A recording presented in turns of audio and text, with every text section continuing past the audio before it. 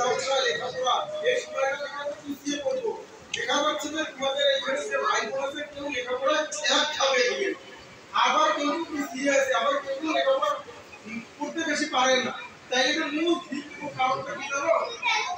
আমাদের মেডিকেল সেন্টারে একটা কথা বলে যে খাদ্যের কথা ভাবলে পুষ্টির কথা ভাবতেই হবে। আমরা প্রতিদিন কি খাচ্ছি? তোমরা কিন্তু বাড়ি যাও, যাওয়ার পর এখানে চিপস বিস্কুট জুস এগুলা খেয়ে ছোট্ট পেটটা বোঝাই করি ফেলা। তারপর এগুলো পুষ্টি আছে আমার আছে তাইলে কোকা-কোলা সোডা এগুলো খাওয়ার পর পেট ভরে যায়, খাওয়ার অরুচি এসে যায়, খাওয়ার ভরে যায়, তখন আমরা দুর্বল হয়ে পড়ি। লেখাপড়াতে ইত্যাদি কাজে আমাদের মন বসে না। দেখা যাচ্ছে যে আপনি স্কুলে মাদ্রাসায় যাও, আরি বেঁচে মাদ্রাসা থেকে মাদ্রাসা যাও না, আরি বললে আমি দুর্বল আমার লেখাপড়া করার মন বসে। তারপরে তাকে খাদ্যের প্রয়োজন, পুষ্টির প্রয়োজন, সেই জিনিসটা সে পরিপূর্ণভাবে লাগে ইত্যাদি খাওয়ার পরে ছোট্ট পেটকে উপায় কি বলেছে, উপায় করার পর কি হচ্ছে, কৃমি হচ্ছে। আমাদের বাড়িতে আত্মীয় আসে না, কোথাও বলো আমাদের বাড়িতে আত্মীয় আসে না, আত্মীয় আসলে আমরা কি করি? মাছ, মাংস, দুধ, ডিম ইত্যাদি খাওয়াবো না। এটা তোমাদের বিশ্বাস করে আমি আসছি, পোলা খাওয়াইলে, কি খাওয়াইলে, তারপর মিষ্টি নিয়ে আসে, তাই এগুলো খাই না। তো আমাদের আত্মীয় হিসেবে আমাদের পুষ্টিটা খায়। যখন আমরা বিয়ে করি তাই আমরা 6 মাস পর পর কিন্তু বিয়ে করে সবাই মানুষ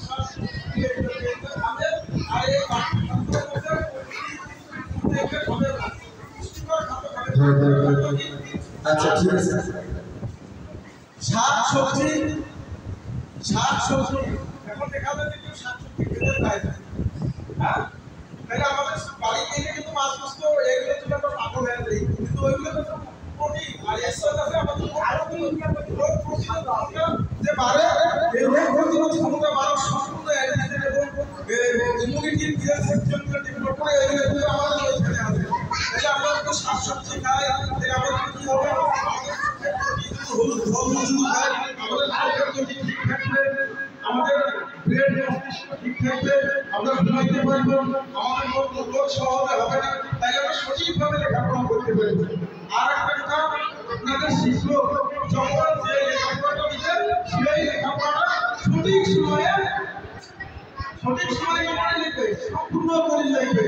লেখাপড়া সঠিক সময় কি করে লিখবে? আজকে কাজ আজকে শেষ করতে হবে, কালকের জন্য ফেরিয়ে রাখা যাবে না। তাইলে আজকের কাজ আজকে করতে হবে এবং আমাদেরকে পরিষ্কার পরিচ্ছন্নতার দিকে নজর দিতে হবে। তো বুঝে গেল আমাদের সপ্তাহে কি করতে হবে? নখ কাটতে হবে, চুল কাটতে হবে, পোশাক আশাক পরিষ্কার পরিচ্ছন্ন করে তারপর মাদ্রাসায় আসতে হবে।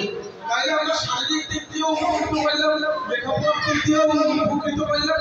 এখন এই সময়টা যতখানি সম্ভব কাজে লাগে লাগবে এবং মানুষের মতো মানুষ হতে হবে, হওয়ার লাগবে। এবং সর্বোপরি তোমাদের মধ্যে এখানে পাঠাচ্ছি তোমাদের বাবা মা, তাদের একটা স্বপ্ন আছে যে আমার এটা হাফেজা হবে, আলেম হবে, মুফতিয়ানা হবে, স্বপ্ন নিয়ে কিন্তু পাইছে। এবং যারা ছেলে আছে বড় ভাবে বাংলাদেশের একজন আলেম হয়ে ইসলামের খেদমত করতে, এটা আমাদের একটা দায়িত্ব কর্তব্য এবং চাওয়া। এবং সর্বোপরি যে চাওয়াটা দুনিয়া এবং আখিরাতের একটা কি হবে, কল্যাণকর জিন্দেগি যাতে আমরা লাভ করতে পারি। আমরা দুনিয়ায় কি একটা থাকবো আমাদের আমলগুলো একটু পরবর্তীতে আমাদের কাজে লাগবে। তো যাক আমি অনেকগুলো মেসেজ দিচ্ছি, হ্যাঁ ওই কাজগুলোর কথা বলি তোমার ফোনে কাজলে পাবো রাত হবে তবে তাহলে রাতটা একটু অনেক সময় দেরি, এই সময়ের মধ্যে আমাদের সব কাজগুলো সঠিকভাবে করে লিখবে, সম্পূর্ণ করে লিখবে।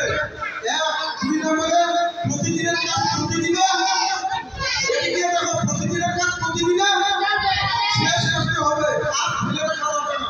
তো ততক্ষণে তোমরা ভালো থাকো, সুস্থ থাকো, আল্লাহ তোমাদের সবচেয়ে উঁচু মানে আলেম বাবা এবং দুনিয়া আখিরাতের কল্যাণ পর্যন্ত জিন্দে, এই আশা ব্যক্ত রেখে আমি আমার সংক্ষিপ্ত কথা এবং মেসেজ এখানে শেষ করছি। আল্লাহ হাফেজ। আলহামদুলিল্লাহি রাব্বিল আলামিন। আসসালামু আলাইকুম ওয়া রাহমাতুল্লাহি ওয়া বারাকাতুহু।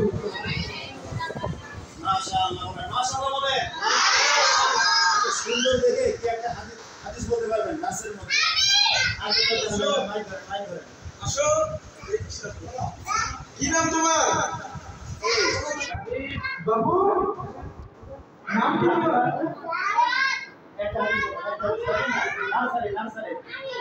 আসো ধন্যবাদ নাম কি আবু সাইদ এখন বীর সিপাহী সভা তাকে আল্লাহ ইসলামের জন্য কবুল করুন সকলে বলি আমিন আল্লাহ থেকে বড় আলেম হিসেবে কবুল করুন তাই নির্দ্বিধায় বলে ইনশাআল্লাহ আমি পারি আল্লাহ ভেতরের দরজা খুলে দেবে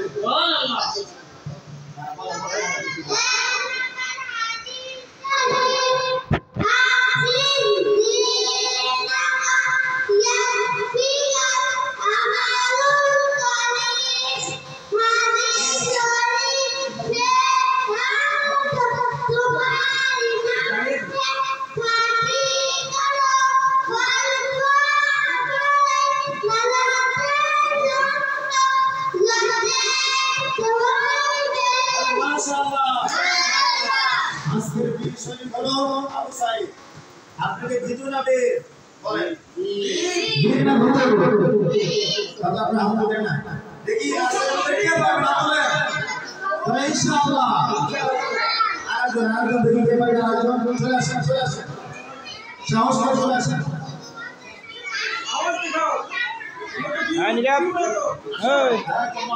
এটা বলে